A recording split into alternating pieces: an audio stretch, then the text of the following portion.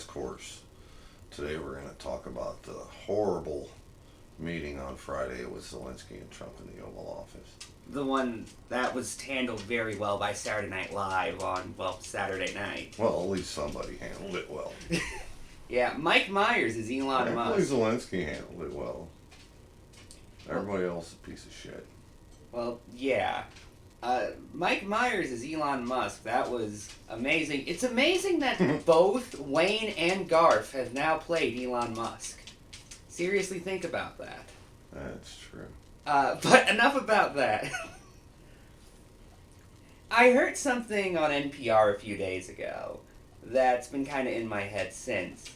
And it was about how, to use a term that the Trump people will be very familiar with, the foreign policy establishment had been trying for essentially the past several presidents to get negotiations with Putin. George W. Bush tried it very early in his administration. It didn't work. Barack Obama tried it. It didn't work. Donald Trump tried it. We all know how that went. And then Joe Biden had a new idea. You remember what that was? Just give Ukraine weapons and fuck Putin. Well, yeah, don't try and appease him. Yeah. The last three presidents have been... Remember that Simpsons bit where Sideshow Bob kept stepping on the rakes? Yeah. That's what the last three presidents before Biden were doing. And now one of them's back in the White House.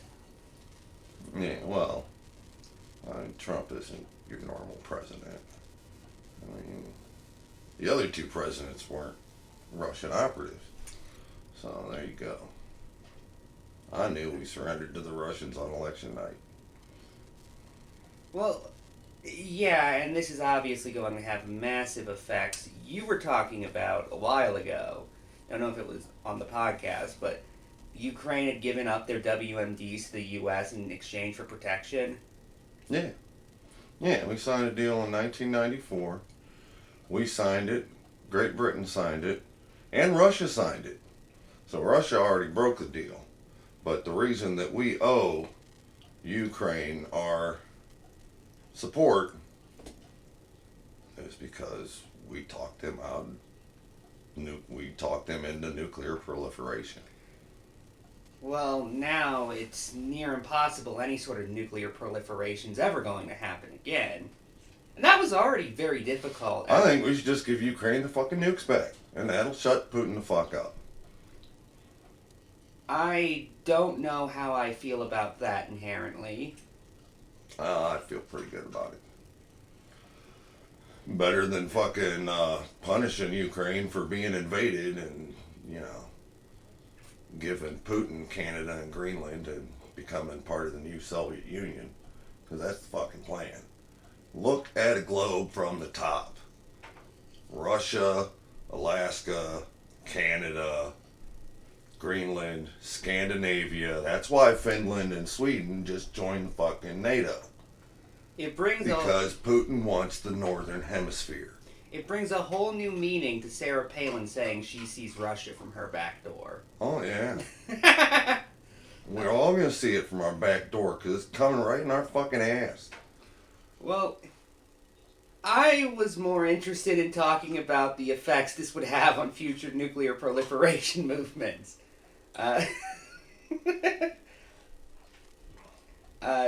Generally how I don't think that's ever going to happen for a very long time. And it was already very difficult after the fall of Gaddafi.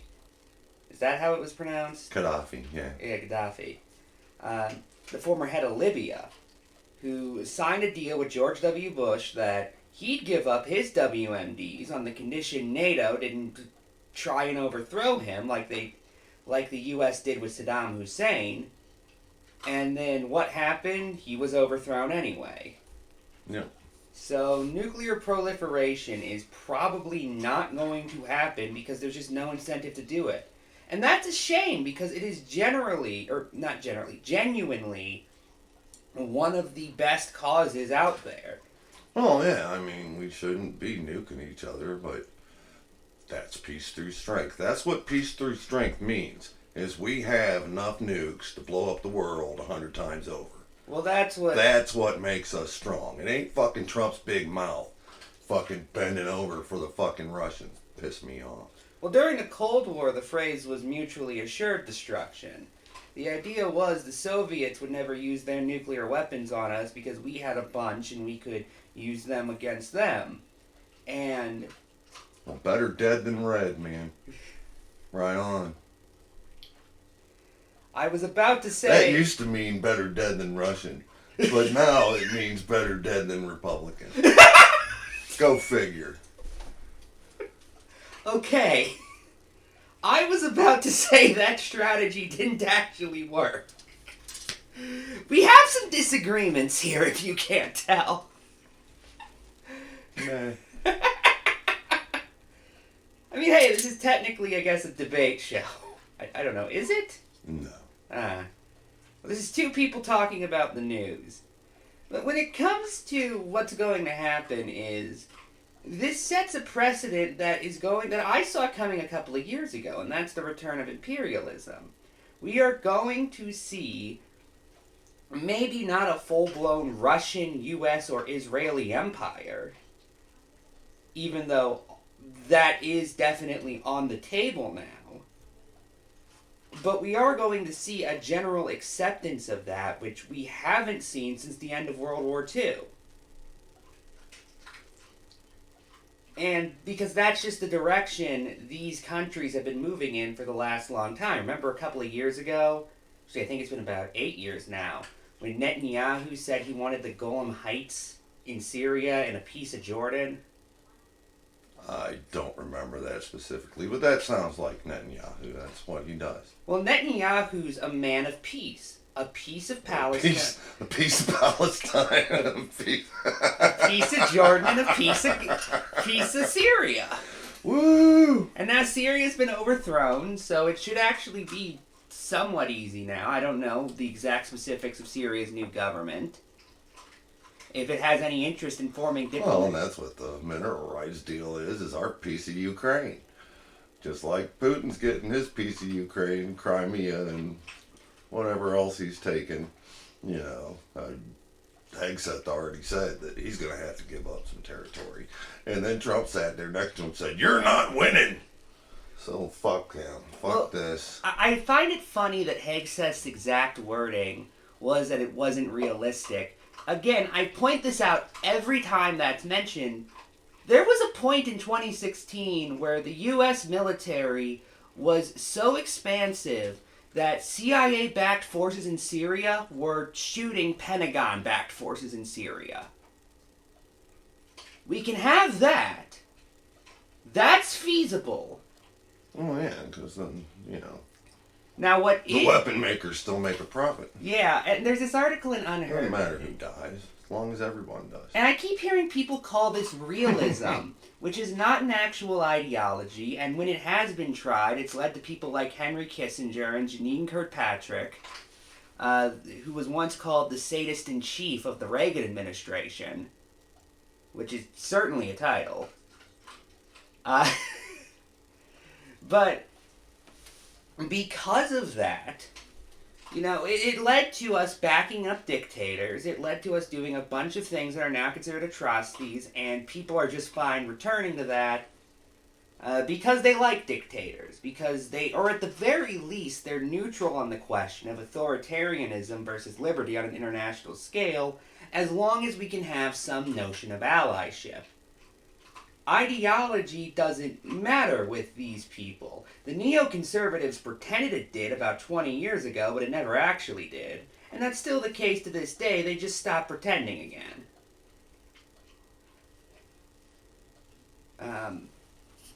So, you want to... anything else you want to add? I just... you know, what gets me is that I keep seeing on the news how they just keep treating Trump like he's just making mistakes. Like, this isn't fucking intentional. Yeah. You know? Oh, you just don't know what damage he's causing, and like he's going to slow down. So, we'll be back in 11 seconds.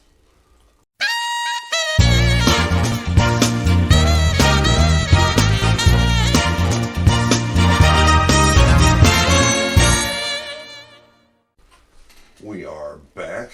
Tomorrow is a joint address to the Congress. I don't know why it's a joint address. I mean, Well, or did they get high first? no. Historically, for the past couple of decades, the first address a president gives during his term is not considered a State of the Union. That's only supposed to happen in January. And obviously, it's very difficult for a president to give a speech to Congress in January, given traditionally it's usually about the middle of the month when they aren't even officially president yet. Yeah, he's only been president 6 weeks. It's only been 6 weeks. Just 1,470 some days to go. Well, I mention that because some presidents have actually given addresses on like their last couple of days in office. I think the last one to do that was Jimmy Carter. It wasn't the verbal address, it was actually an entirely written address in 1981, which, if memory serves, is, if not the longest, one of the longest State of the Unions in United States history. Here's a fun fact for you. Did you know the State of the Union actually wasn't delivered by the president for a very long time? I did not. Usually what happened was the president would just write up his speech, essentially, and instead of going there and giving it himself, he'd send it to somebody, usually the Speaker of the House, to my understanding, and they'd just read it to Congress. Now, we don't do that anymore because television started. Yay! Yeah, television just fixed everything, didn't it? Well, and because of that, we started getting live addresses. We started getting live coverage of events, and it just made sense for the president to be giving his own speeches. And then we started getting Trump babbling until fucking midnight. Well, I mean, his entire career, I don't know, I've had people tell me that The Apprentice is the only reason anyone took him seriously. I don't know if you agree with that sentiment. Oh yeah, I mean, I did a segment yesterday about the Illuminati card game, and there's 2 Trump cards in there, supposedly. And, but at the time he come out, he had just filed bankruptcy on his casinos, and nobody expected to ever take him seriously again. That's what the article said. Well, those are not my words. That's from The Independent in 2021. Well, yeah. And that was the casino he started in, oh god, I think it was one of the New England states. No, it was Taj Mahal, Atlantic City. Oh, okay. You could only have casinos in Atlantic City and Las Vegas. Those were the only places you could gamble up until about the time you were born. Now you gamble everywhere. Now you gamble on your phone. Man, it's sad. I don't gamble. I watch a lot of sports. I know a lot of stuff, but I'm a fucking loser. So I don't even bother. I don't have the luck. God hates me. That's what it is. God hates me. Right back at you, motherfucker.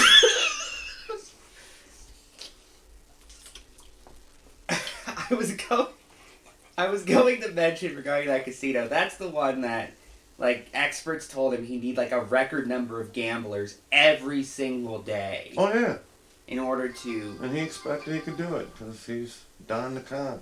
He didn't expect he could do it. He wanted to go bankrupt so he wouldn't have to pay taxes for 10 years. Well, that was... Because that's the fucking loophole. Well, that was in the 80s, right? Didn't he have connections? Yeah, and then he did it again. Wait. And then he did it again. And didn't he have connections to the mafia at the same time or something? I'm sure he does. He runs the country like a fucking mob boss. This whole thing with Ukraine's mineral rights is just the basic protection scam. Yeah. Where you kick in a business's door and say, and start breaking shit and pay me and I'll protect you from this guy that's my friend that's breaking all your shit. Yeah. If you pay me, then I'll make him stop. And that's what it is. Fucking Trump and Putin kicked in Zelensky's door, and Putin started breaking shit, and Trump says, hey man, why don't you give me something? Well, again, isn't the Cocksuckers. And isn't that also the explicit purpose for wanting Greenland is because of their minerals? Yeah. And again, like I said in the last segment, the neoconservatives at least pretended they had an ideological opposition to Just like the whole Iraq thing was about oil. Yeah, they used to hide it. All Was my point. bullshit. They used to hide it. World War One was about sugar. Well, my point is they used to hide it back in 20 years ago. Oh, yeah. Now they've just stopped. Yeah, they're too stupid to hide it. Well, the corruption has gone on for so many generations that they don't realize they have to hide it anymore. They don't know they're doing anything wrong. Well, they kind of do, because they lie about it. So when they're lying, they know they're wrong. And when they're accusing other people of doing the same thing they're doing, they know they're wrong. When they're projecting and when they're lying and when basically every time they talk, they're fucking wrong. So, what do you think is going to be in Trump's address tomorrow? Oh, everything's Biden's fault. He inherited the worst fucking situation imaginable. And, Biden left the bird flu on purpose just to make him fucking look bad so he couldn't fix the price of eggs. It's a liberal fucking scam because he hates America. Well, I just want to point out, Trump is the man who literally said that he had traps set for Biden. Like when he surrendered from Afghanistan. Yeah. The Doha Agreement. Yeah, like he was... like Biden was Roadrunner and he was Wile E. Coyote. Just trying to drop an anvil on Biden's head or something. No, because actually most Trump's traps fucking worked because he got back in the White House again. Well, that is true. You know what I mean. Yeah, well. And it is just going to be a bizarre... And the traps that didn't work, he just lied and said they worked. We had the best economy in the world 6 weeks ago. Lowest crime rate 50 years 6 weeks ago. Well, we had a vibe session, in the words of the New York Times. You fucking woke ass bullshit. Not fucking smacking each other around, shooting each other because you're woke. What the fuck's wrong with you? You're stealing. Yeah. You'd be stealing from the poor. Yeah. I ain't got nothing to steal. Suck it. What else you got? I'm just laughing at this point. So here's my prediction. I imagine Elon Musk is actually going to give the speech instead. Yeah. Oh, I was wondering if that was why they called it a joint address, because they're both going to talk. Both of you fucking Republicans' daddies. Ain't that woke to have two daddies? What the hell?